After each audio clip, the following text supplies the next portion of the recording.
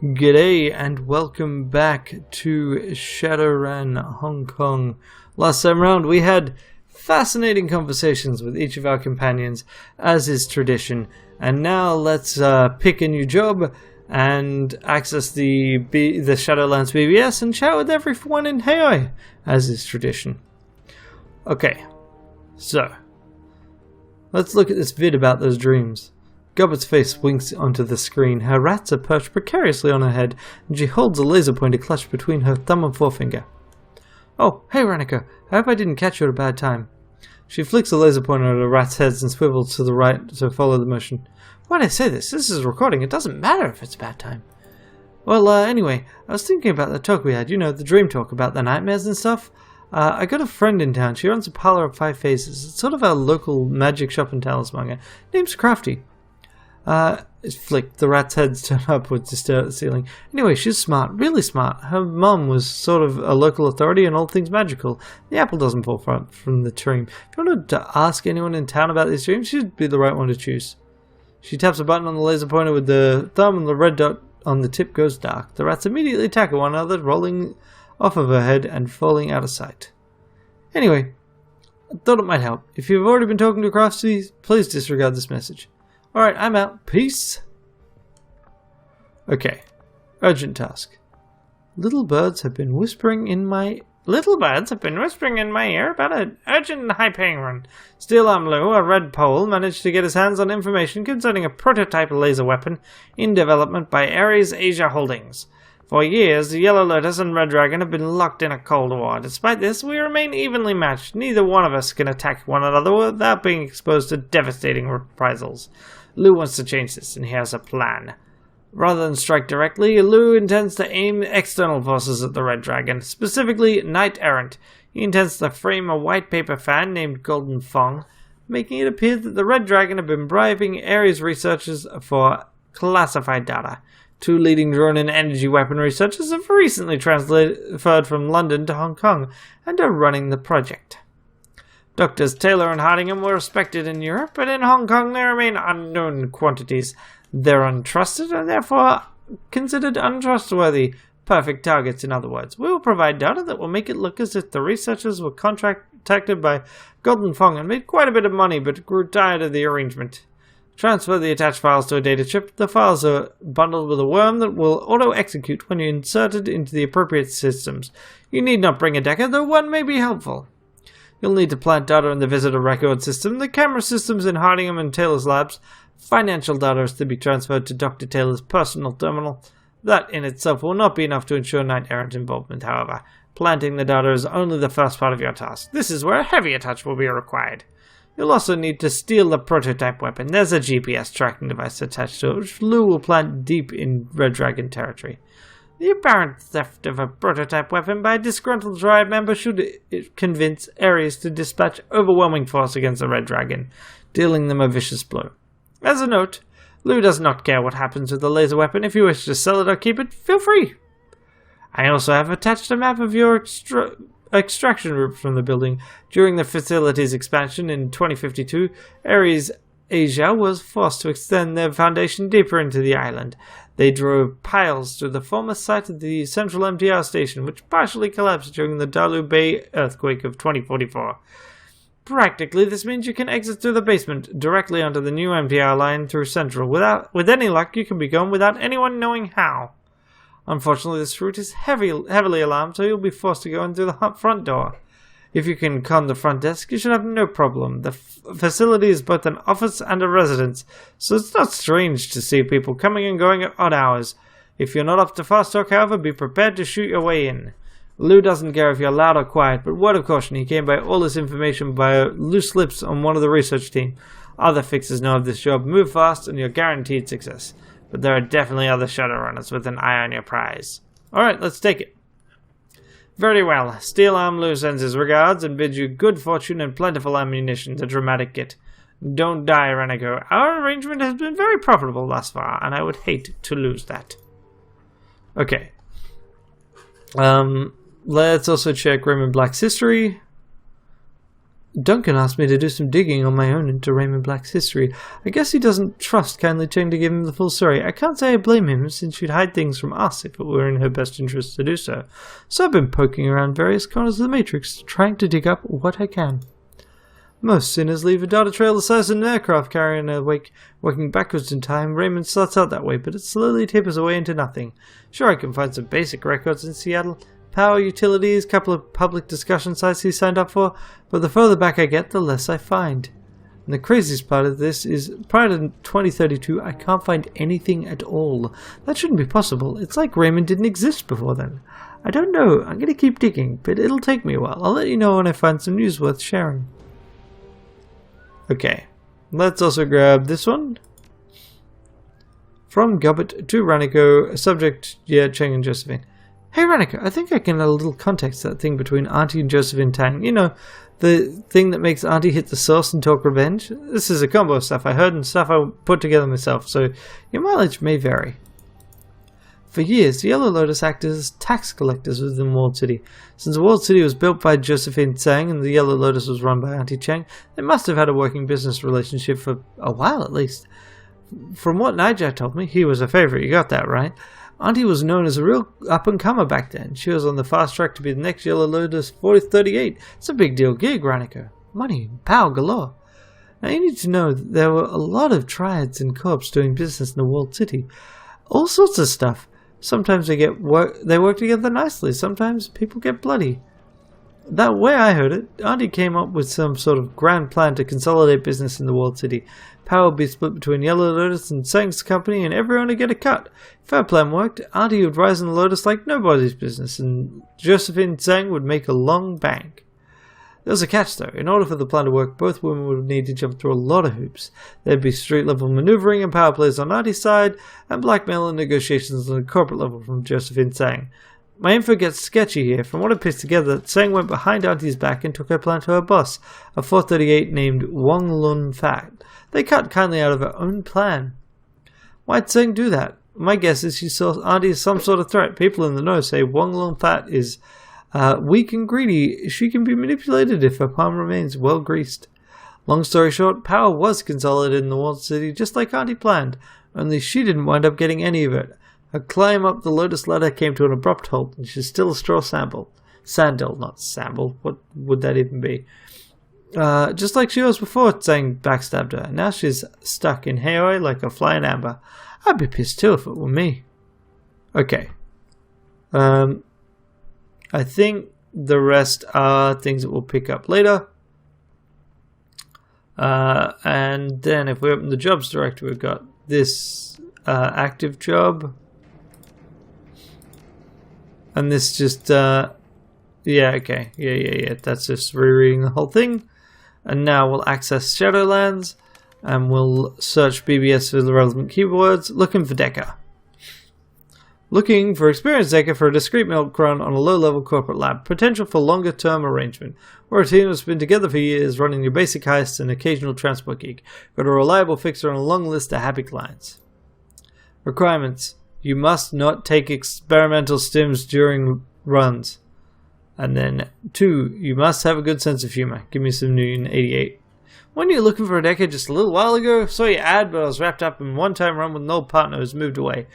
Be interested in meeting. Isn't Muffin Top Ninja your fizzad? Did someone call my name?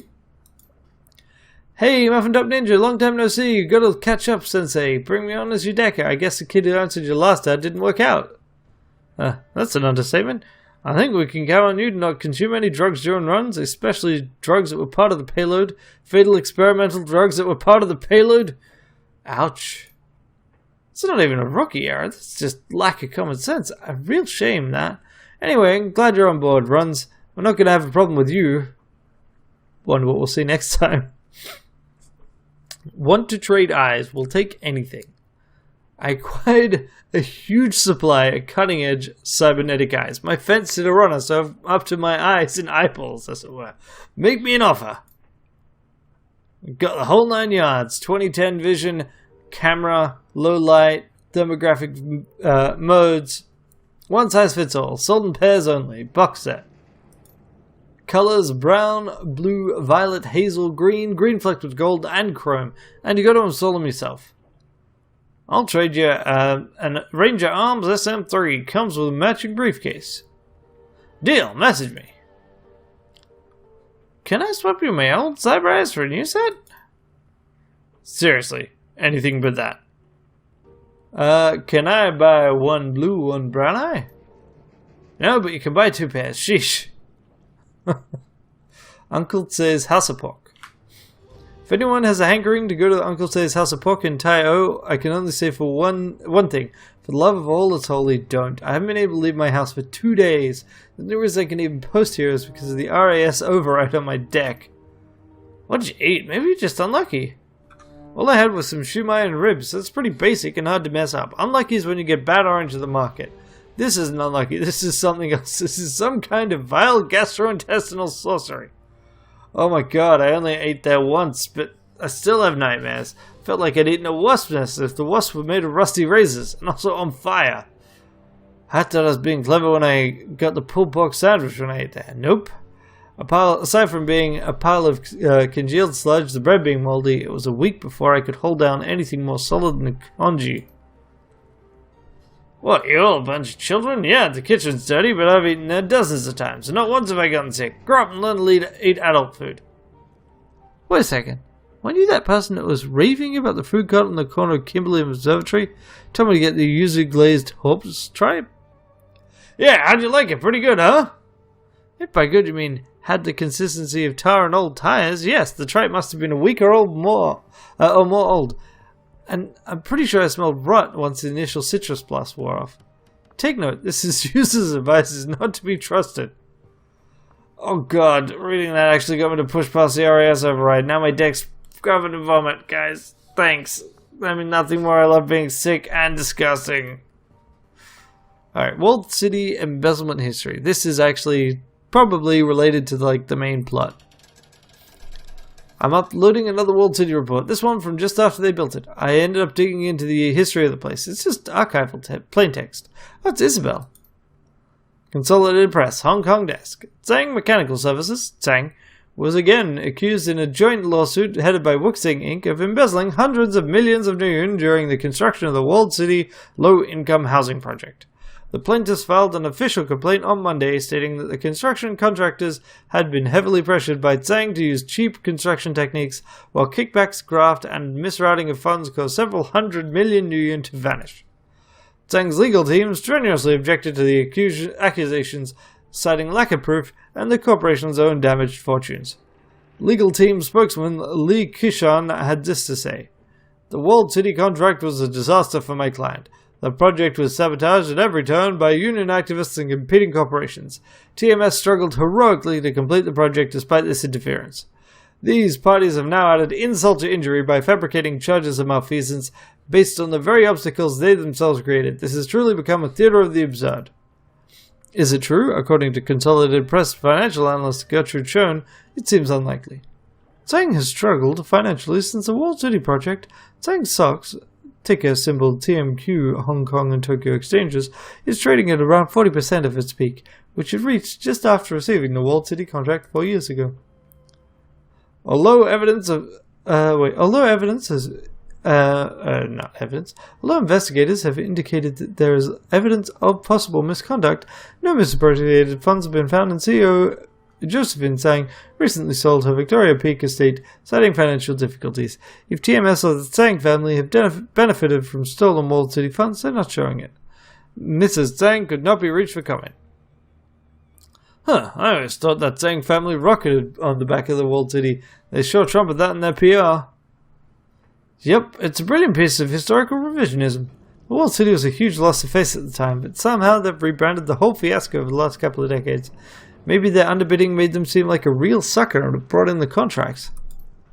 Isabel, I find the fact you managed to you posted a financial article to be charming. Why, Prism, did you just hit on Issa? Amanita's gonna skin you for that. No, that's just WP. He's incapable of flirting. Would you date a woman named Amanita and then try to charm someone else on the BBS? WP is just an aggro mentat with a poor social filter. You two must have an interesting relationship. Let's just say we radically complement each other. Alright. Cool. So now we've done all of those bits. Let's go chat with some people out here. And then we can do the actual run.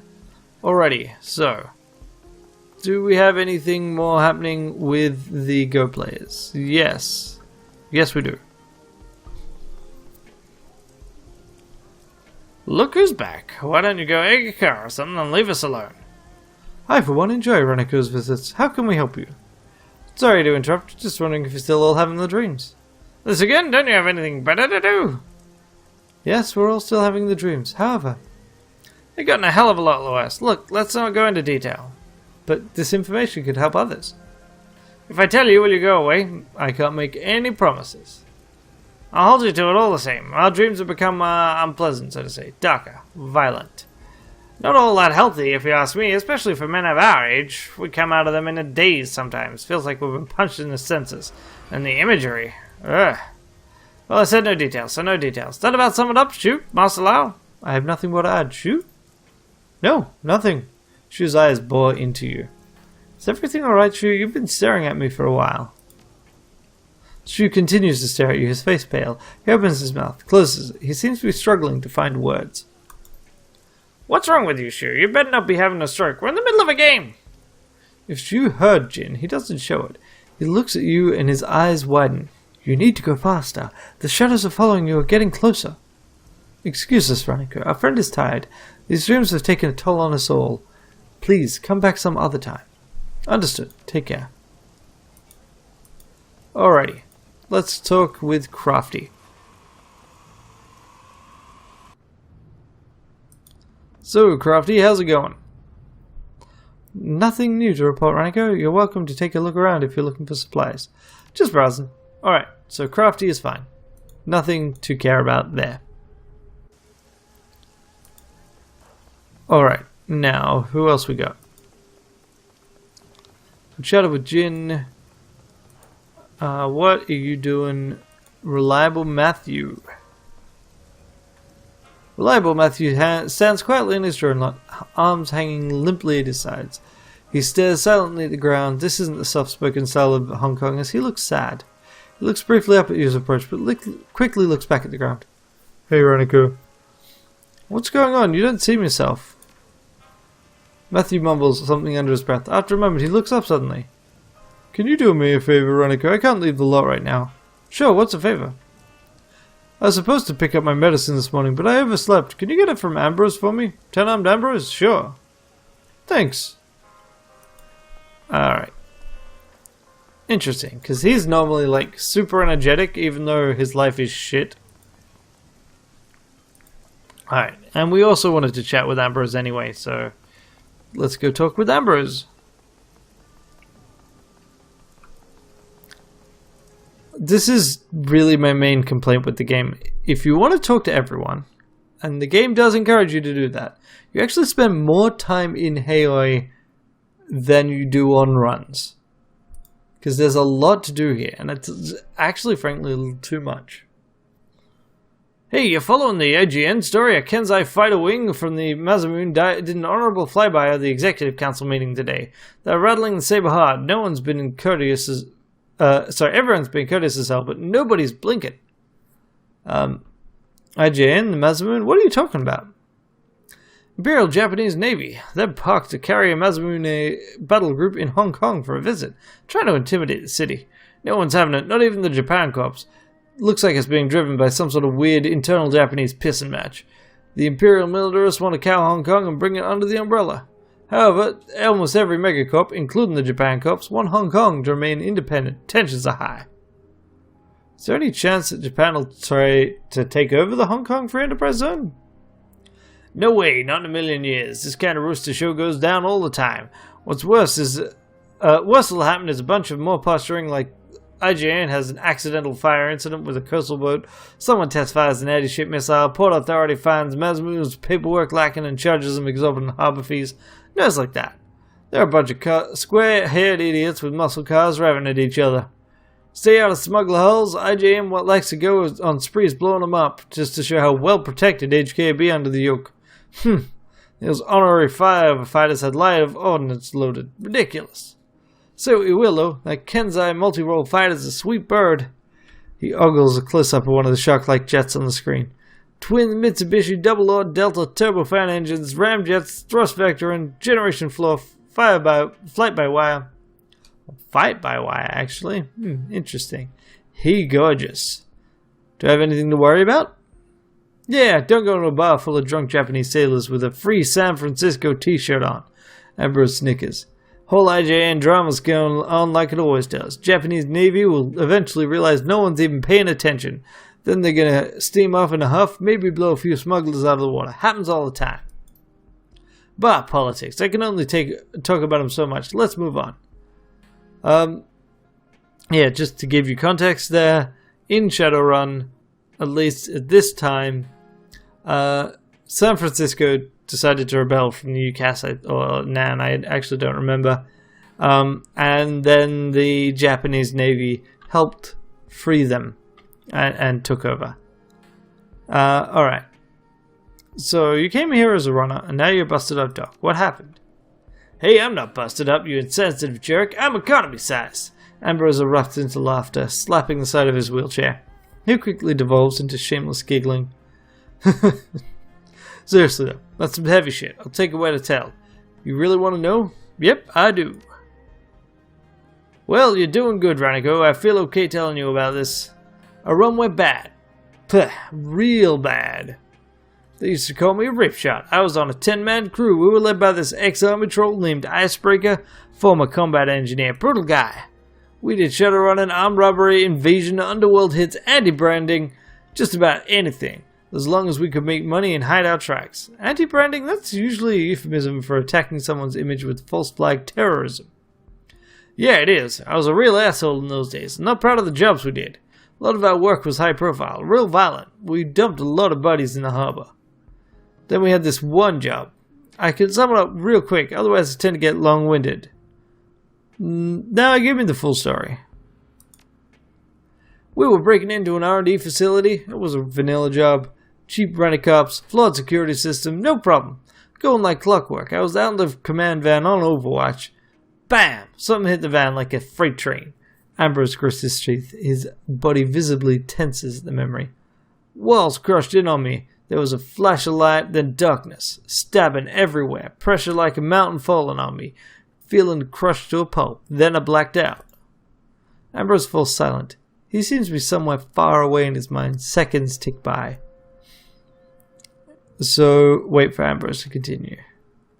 When I woke up, I was in pitch darkness. I could hardly breathe. I was being burned by hot metal. The pain was indescribable. There was a shrieking like the metal was screaming around me, and sparks. Someone was cutting through the wreck. A huge pressure lifted off me. There was a blinding light. It was a glove woman, Karen. She pulled me out of the wreck, wrenched 4 tourniquets on me, shot me up with drugs, stuffed me in a security car she'd shut up. Karen jacked me in. I couldn't even hold my head up. I thought my spine was shattered. Once I was rigged in, though, the pain in my meat didn't matter. I drove us out of there, stayed unconscious long enough to get us to a friendly clinic. By the time I got us there, Karen was going down with brain swelling. Ambrose's eyes seemed to clear as if he's returning from far away. We got barn stomped, right proper, slaughtered. They crushed the command van with the front end loader and left me for dead. Everyone but me and Karen got wiped out. You were the team rigger. How did a construction vehicle blindside you? Well, we thought it was a milk run. Our Overwatch wasn't what it could have been. You weren't doing your job, were you? I'm not proud of my choices. I was a different man back then. A nearby robot arm, equipped for heavy mechanical work, emphatically snaps its vice-like claw. That thing crushed the van like a beer can. I learned something from that. How to seriously slot someone's day. Tell you what. Ambrose's gestures with his chin to the clinic's false ceiling. Got an articulated backhoe boom up there with the demolition claw. Hell, guns. If anyone ever fucks with Chrome Alley, they'll learn what high-powered hydraulics really means. So how did Karen escape? Karen was carrying the first hole out when the assault team hit us. She jumped into a koi pond and lay on the bottom for about 5 minutes doing a woo-woo key centering thing. They dropped a flashbang into the pond to clear it. That messed her up good. Burst her eardrums, gave her concussion, ruptured blood vessels in her eyes, nose, mouth, knocked the air out of her lungs. She stayed on the bottom for another couple minutes. I once asked her what it was like. She just said, painful. That was Karen. Stoic like a concrete block. So, how did you survive so much trauma? Cowardice and job security. I was always real scared of getting hurt. I clutched up my old tactical computer with some heelwear and headwear radio. As soon as my vitals went screwy, my trauma protocols kicked in and my radio started broadcasting my heartbeat. Karen couldn't drive. She homed in on my beacon and cut me out of the wreck without a demo saw. Then she shut me up with enough adrenaline, PO4, morphine to reanimate a corpse. And she put 3 trauma patches on me in a row. It shredded my renal system. That's why this hot rod has an artificial liver and a dialysis machine in it. Who ambushed you? I still don't know. Best I can figure out, it was some sort of counter-intrusion team. Maybe whole run was a setup. Anyway, that's how it went down. Afterwards, things were real hard for a while. Here I am, though. Ripshot no more. By the way, Ripshot's dead. Let's keep it that way. Don't say that name to anyone. Karen was an artist at faking deaths, and she made sure we both vanished. Listen, Ranneko, this is a stressful subject for me. We can talk more about the past some other day. For now, I'm spent. I'm here to pick up Reliable Matthews' medicine. Really? Well, okay. A Waldo arm opens a cabinet and cracks through the packaging. In a moment, it swings over to you, holding a plastic cylinder about the size of a breath of roll mints. A roll of breath mints. Jeez. Here you go. We inspect the cylinder. The cylinder is leaded with holographic kanji, cool blue jazz, non-smoker version.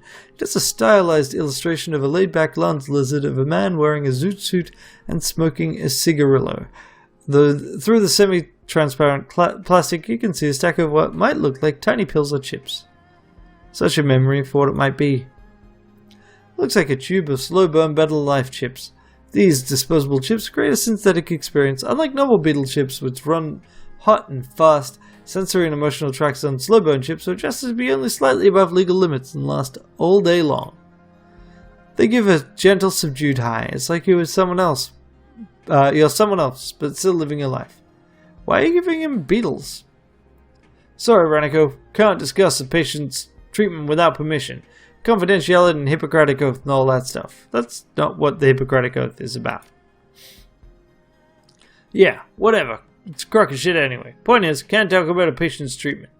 Alright. Let's see your services.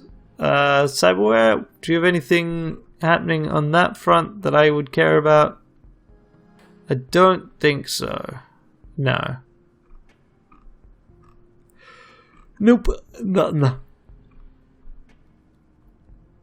Alrighty. You mentioned Essence.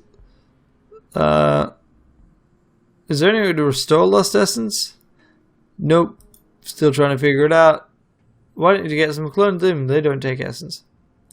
I got the ACES, acquired cybernetic hyperimmunity syndrome. My body rejects all sorts of mods and biotech.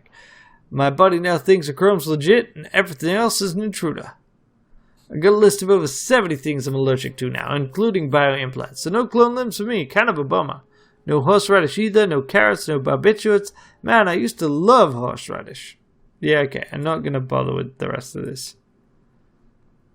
Essence is kind of your humanity, or your essential humanity. The more cyber you have, the less you have. Humanity-wise, you're more likely to be disconnected, and if you have no essence left, then your soul essentially thinks you're dead. Anything new to chat with him? Hey, Ranneko. Been hearing a lot more around you. Yeah, what do you hear? Oh, this and that. Probably all misinformation. Slander, you tell me. Heard you might have killed some guy, or maybe a couple of dozen guys, or maybe you're a terrorist. Not sure that one fits, but you do look like a heavy hitter. I'm a lover and a fighter, baby. Club 88, haters to both. And you're in the right company with me. You know they call me the untouchable, right? Never taken so much as a scratch. Of course, my snub brother says it's because people are afraid to attack me. Else they might lose some face with our parents. As if that'd ever stop some of these punks, right? Not a scratch. He pulls up his torn t-shirt, revealing a thick layer of form-fitting body armor below it. Of course, things that get stuffed by this stuff don't count as scratches. How much do you bench press anyway? I don't bench press, I do dumbbell presses. They're more functional. Bench press artificially stabilizes things too much. But to answer your questions, when I do bench, I max out about 700 kilos. It's double the current world bench record for unmodified humans, by the way. Handled some rough customers, haven't you? It's what I do. Think about it. Inside, my brother makes the kind of things that will make a Buddhist monk turn psychotic. And then in the back, my ma sell enough firepower to blow the roof 6 times over. In other words, we sell petrol and matches. Yours truly is a firefighter. But this firefighter ain't never been burned. Not once. Pretty impressive, huh? You just let me know if you need some additional muscle. You can call on Mr. Untouchable to get the job done. And then, yeah, we can just do... Yeah, he's... Like, that doesn't reveal anything new about his family, but it's interesting to know that he's one of the hireable runners. El Duce... I don't think we're going to get any extra here, and I really don't want to have to talk to everyone. I do want to chat with Spider Sheng. I realize, like, this is starting to cut into the plan I'll talk to everyone, but this is the problem. There are too many people to talk to really stick to that plan. Ho there, Ranneko. Come to find a blade or maybe some ginseng or peony root? How did you know my name? I never told you. You think all I do is sit on this boat and wait for you to show up? Come on, you're kindly Cheng's pet Shadowrunner. Your name's all over Heoi. You stand out, man. That's a good thing. It means you're becoming somebody, not staying one of the forgettables. So what do you need today? What's with the sword? This little thing? He runs one hand over the top of the glass case. This is a masterpiece, crafted by my own hands. It's a gift for White Ming. He's being elevated to Red Pole. 120 centimeters in length, 3.5 centimeters wide at the base, tapering to 2.75 before the tip. Half a centimeter in thickness, with a twinning dragon motif along the fuller, and it lights on fire when the appointed owner holds it. Very nice indeed. Nice as a bouquet of orchids. Nice as a fine meal after a hard day. Nice as pleasant weather while you relax on your boat. This isn't nice. This is a masterpiece. Few Red Poles in any tribe can claim a weapon as fine as this, and none of them are masters of the Wudang sword like White Ming. His skills with the Jian are peerless in Hong Kong, and any who face him in combat will know when he draws his sword that they have no chance against him. Nice indeed. Feh. What goes into making this? Time, patience, good steel stock to be certain, a certain amount of alchemical materials like orichalcum, crystals, etc. The real key is human bone. The old Chinese masters would throw in human bones when folding the steel. The phosphorus does something or other to the carbon and iron. I can't really explain it because I'm not a metallurgist. I just do what I learned on the mountain. But it works, believe me. It gives the blade a soul. It's not so much the edge that cuts, but that soul. It's why weapon folk I go through spirits like a knife through butter. Talk to you later. So that's cool. And also something I know less about. Never really played an adept. Especially in these games. Okay. So now we can give Matthew his medicine. And then we'll talk to Maximum Law. Hi Ranneko, did you get my medicine? Yeah, I did. Really? That's great. Give it to me. Here you go. Matthew hastily takes a cylinder from you. His hands shake as he dispenses a single chip from it. He pulls back his hair, slots the chip into a hidden tartar jack. He stands stock still, eyes closed. His eyelids flutter, a ripple moves through his body. Eyes snap open. He flashes you a great vacant grin. Hey, beautiful. Boy, am I glad to be back. The day was a little dreary there for a while, but now I'm back and I'm in fighting shape. He pulls a fresh cigarillo from his pocket and twists off the auto-lighter tip with gusto. It ignites with a faint crackle. Time to push some tin. You just slaughtered a synthetic personality, didn't you? No siree, beautiful. This puppy's authentic. Genuine authentic. Authentically awesome. View. Whew. Wow, smell that fresh air. Feel that victory. Some lucky soul's gonna get a great deal on a drone today, Ranneko, all thanks to you. Let's talk about your authentically awesome beetle personality. Can't talk now, beautiful. Gotta make sales. Too good to slow down. Catch me later, why don't ya? Okay. Now let's look at your drones. Alright, I don't think he's got anything new, and we couldn't afford anything anyway, because that last run didn't really pay. Okay, cool. We did get an upgrade for Isabel, and of course we're going to then respond by not using her in the next run, because we can totally do it ourselves. Hey, Maxie.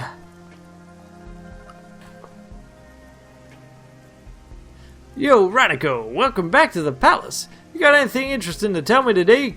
He looks at the heap of wearable computers, PDAs, and chip decks on his nearby workbench. Because I got nothing but fixing hair curlers and debugging old ladies' PDAs. Swear I'm gonna die aboard. Your elders hired a Gould assassin to...